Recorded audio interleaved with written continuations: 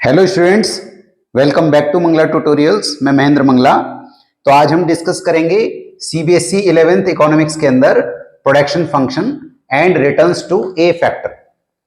तो इस चैप्टर को स्टार्ट करने से पहले इसका थोड़ा हम इंट्रोडक्शन ले लेते हैं। इस चैप्टर में हम क्या करेंगे कि जो प्रोड्यूसर है उसको अपना प्रोडक्शन करना है। तो प्रोडक्शन करने के लिए उसको क्या चाहिए?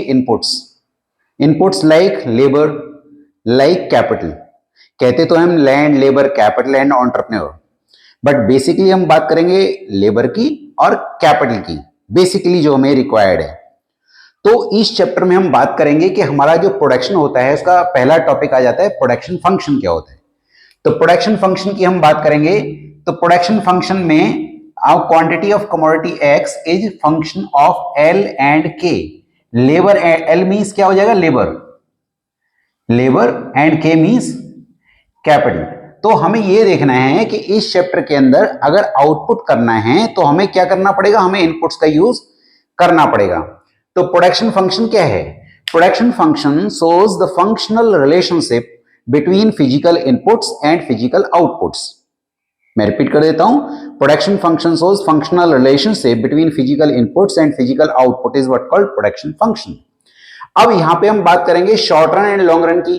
तो जो शॉर्ट रन है वहां पर कैपिटल कांस्टेंट रहेगी। मैंने के ऊपर एक बार लगा दिया है, वो ये कह रहा है कि कैपिटल कांस्टेंट रहेगी in the short run. Clear? तो quantity of commodity X is function of labour and capital. तो जो भी आउटपुट होगा लेबर और कैपिटल के थ्रू होगा। बट जब हम बात करेंगे शॉर्ट रन और लॉन्ग रन की, short run and long run, तो शॉर्ट रन में जो हमारा जो ग्राफ बनेगा, अगर हम यहां पे ले लेते हैं कैपिटल और यहां पे हम ले लेते हैं लेबर, ठीक है, तो इसका मतलब क्या है कि लेबर तो चेंज होगी पर कैपिटल कांस्टेंट रहेगा। केवल लेबर चेंज हो रही है 1 2 3 4 5, बट कैपिटल कांस्टेंट है। तो इसका मतलब ये क्या है? Short run. पर लॉन्ग रन क्या होगा? लॉन्ग रन की बात करें, अब हमने यहां पे कैपिटल लिया, हमने यहां पे लेबर लिया, ठीक है। तो यहां पर ये कैसे बनेगा? मान लो एक बॉक्स हमने बना लिया कि हमने इतना लेबर और इतना कैपिटल यूज किया। अगर मैंने कैपिटल को बढ़ाया, मैंने लेबर को भी बढ़ाया, तो इसका मतलब क्या हो जाएगा? ये हमारा हो गया लॉन्ग रन। तो शॉर्ट रन में क्या होगा? फैक्टर रेशो वेरी करेगा, फैक्टर रेशो वेरी करेगा। और यहां पे फैक्टर रेशो क्या रहेगा? फैक्टर रेशो यहां पे क्या रहेगा? कांस्टेंट रहेगा। आपने कहा सर इसका मतलब क्या है? जैसे हम यहां कहते हैं 1 machine 1 labour, 1 machine 2 labour, 1 machine 3 labour. मतलब क्या हो रहा है कि ये चेंज हो रहा है। 1 मशीन 1 लेबर, तो रेशो 1 1 है, यहां 1 2, यहां 1 3। यहां क्या होगा? यहां पे मान लो 1 मशीन पे 3 वर्कर बेस्ट है, मान लो अज्यूम कर रहा हूं 1 मशीन पे 3 वर्कर बेस्ट है। तो जब 2 मशीन होंगी तो वर्कर जो हो जाएंगे वो 6 हो जाएंगे। तो रेशो वही, ये 3 हो जाएगा तो ये कितना हो जाएगा? 9 हो जाएगा। तो 1:3 का रेशो मेंटेन रहेगा। तो यहां फैक्टर रेशो वेरी करेगा, यहां फैक्टर रेशो कांस्टेंट रहेगा। इसको शॉर्ट रन बोलते हैं। क्या बोलते हैं? Short run. और इसको क्या बोलते हैं हम? Long run. फिर इसके अलावा यहां पर रिटर्न, इसको हम बोलते हैं returns to a factor, returns to a factor. और इसको क्या बोलते हैं हम? Returns to scale, returns to scale बोलेंगे। तो ये मैंने आपको बताया शॉर्ट रन और लॉन्ग रन में क्या डिफरेंस है, ठीक है।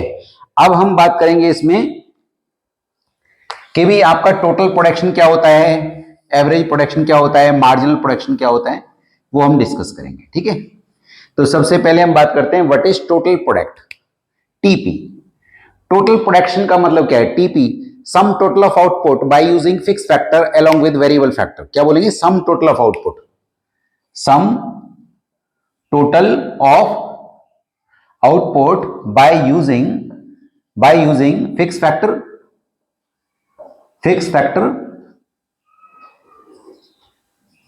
along with variable factor मतलब लेबर। एंड व्हाट इज, अच्छा फॉर्मूला क्या होगा? AP into L is equal to TP, average production into labour. दूसरा हमारा हो जाता है, ये तो टीपी हो गया। अब हम बात करते हैं एपी क्या होता है? Average production.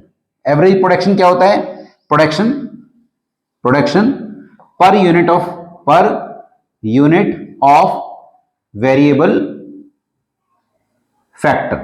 ठीक है जी, पर यूनिट इसमें इंपॉर्टेंट है, कीवर्डिंग रहेगा। इसका फॉर्मूला क्या होगा, TP upon L. TP upon L क्या होगा, एवरेज प्रोडक्शन का फॉर्मूला। अगला है मार्जिनल प्रोडक्शन। मार्जिनल प्रोडक्शन क्या होता है, marginal production is additional production due to use of one additional labour.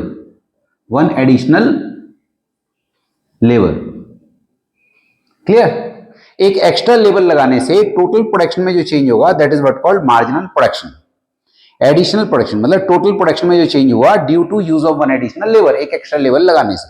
इसका फॉर्मूला क्या होगा, टीपीएन माइनस टीपीएन माइनस 1, या फिर एक और भी कह सकते हैं delta TP upon delta L. Delta मतलब change in TP upon change in labour भी हम इसको कह सकते हैं। ठीक है,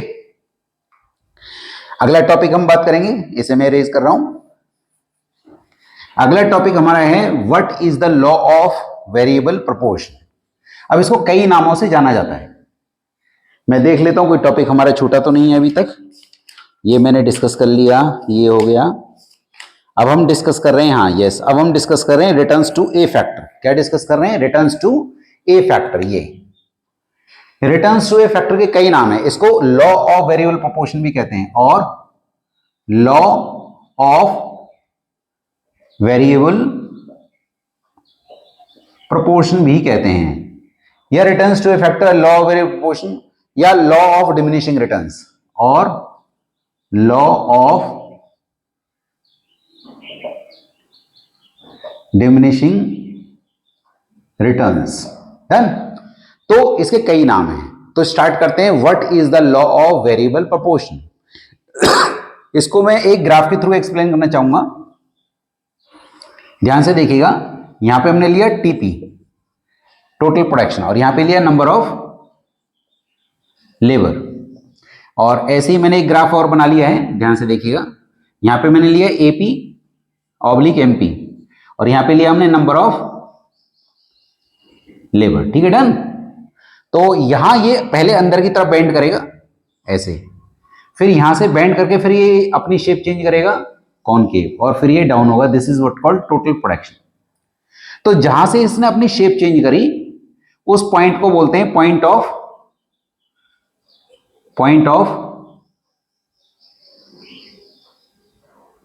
इन्फेक्शन। पॉइंट ऑफ इन्फेक्शन, इन्होंने इन्फ्लेक्शन लिया यहां पे, inflection.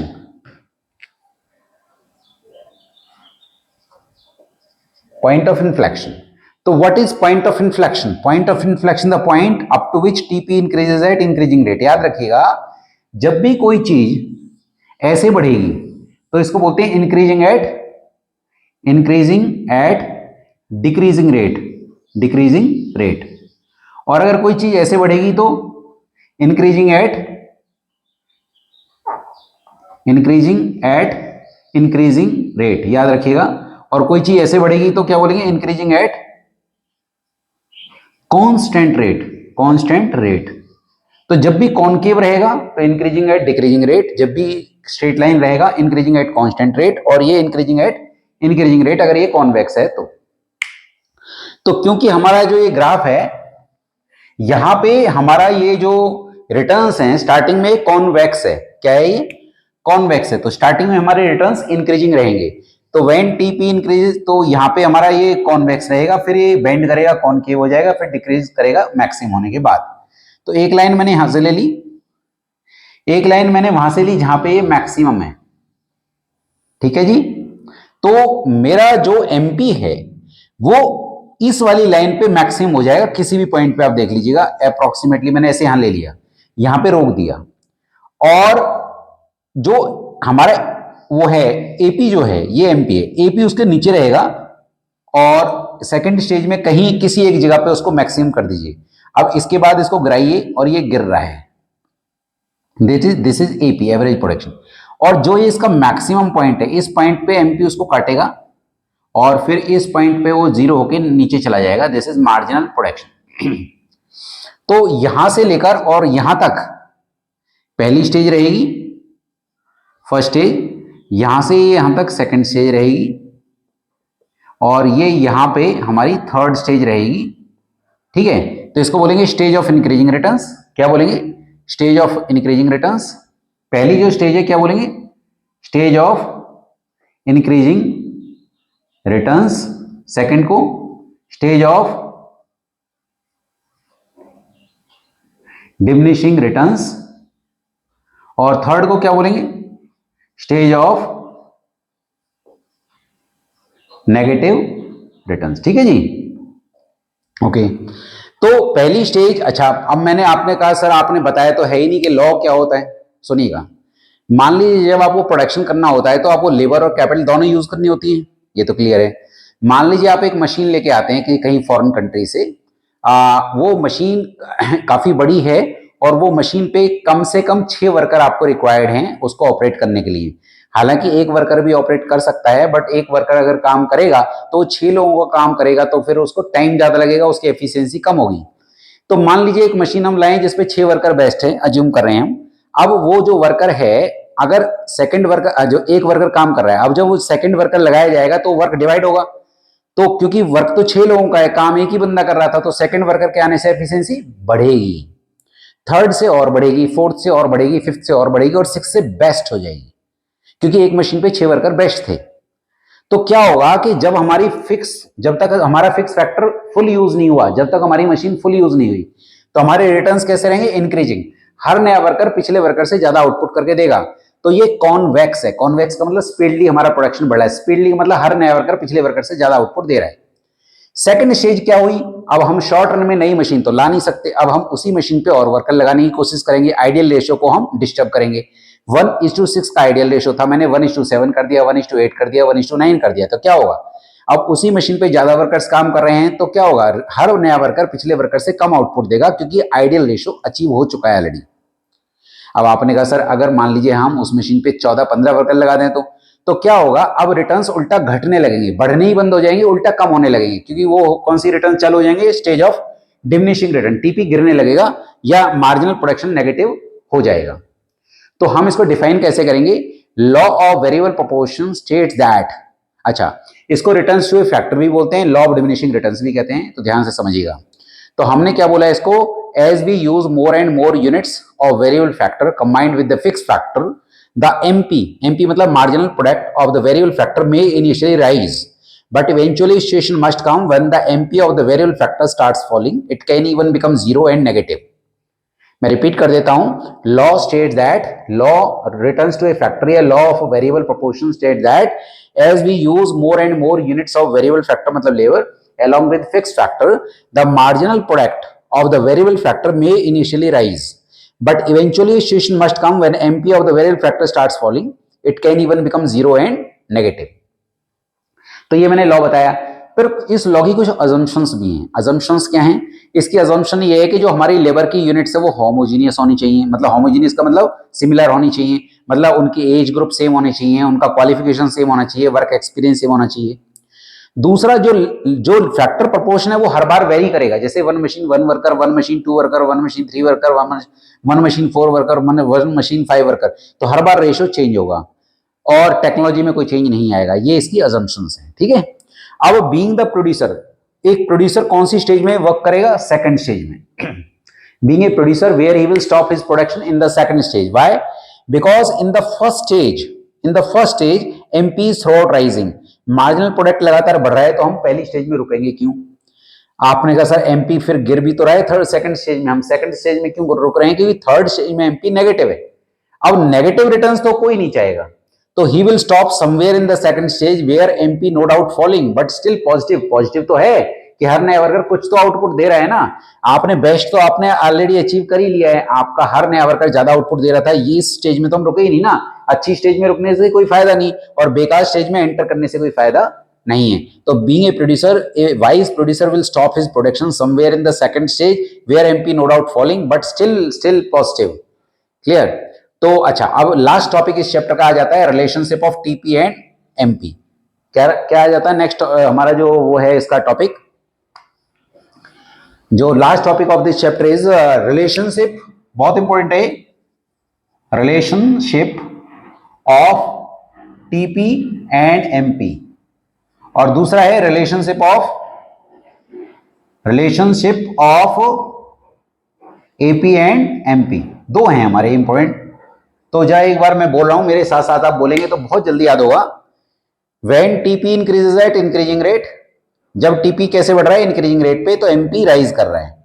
When TP increases at diminishing rate, MP falls. When TP is maximum, MP is zero. When TP start falling, MP is negative. ठीक है जी। अब मैं बात कर रहा हूं एपी और एमपी की। When AP rises, MP greater than AP. When AP falls, MP is lower than AP. AP is not zero और negative, MP can be zero also, can be negative also, and MP cut AP at its maximum point from above. तो एक बार मैं लिख देता हूं, चलिए। When TP increases at increasing rate, MP rises. When TP increases at decreasing rate, MP falls. When TP is maximum, MP is zero. And when TP starts falling, MP is negative. ठीक है जी। और अब मैं बात कर रहा हूं किसकी, relationship of AP and MP की। ये रिलेशनशिप ऑफ टीपीएमपी था। एपीएमपी का रिलेशन क्या है, when AP rises, when AP rises, MP is greater than AP. Okay, जब एपी बढ़ता है तो एमपी उसके ऊपर है। When AP falls, when AP falls, MP is less than AP. जब एपी गिरता है तो एमपी उसके नीचे है। AP is not zero and negative, MP can be zero also and negative also. अच्छा, MP cuts AP at its maximum point from above, clear. तो ये मैंने ये लिख दिया आपका। तो इसमें एक और पॉइंट है कि क्या ये हमारा लॉ पोस्टपोन हो सकता है, पोस्टपोन हो सकता है। मान लीजिए हमारा फर्स्ट से हम सेकंड स्टेज में जाने वाले हैं। पहली स्टेज क्या थी, stage of increasing return. Diminishing में जाने वाले थे पर डिमिनिशिंग में गए नहीं, क्योंकि या तो टेक्नोलॉजी में कोई इंप्रूवमेंट आ गया या फिर फिक्स फैक्टर का कोई सब्स्टिट्यूट हमें शॉर्ट रन में मिल गया, जो कि काफी रेयर है। तो दो पॉसिबिलिटीज हैं कि भी तब ये पोस्टपोन हो सकता है। तो होपफुली मैंने आप लोगों के साथ ये पूरा चैप्टर डिस्कस किया है।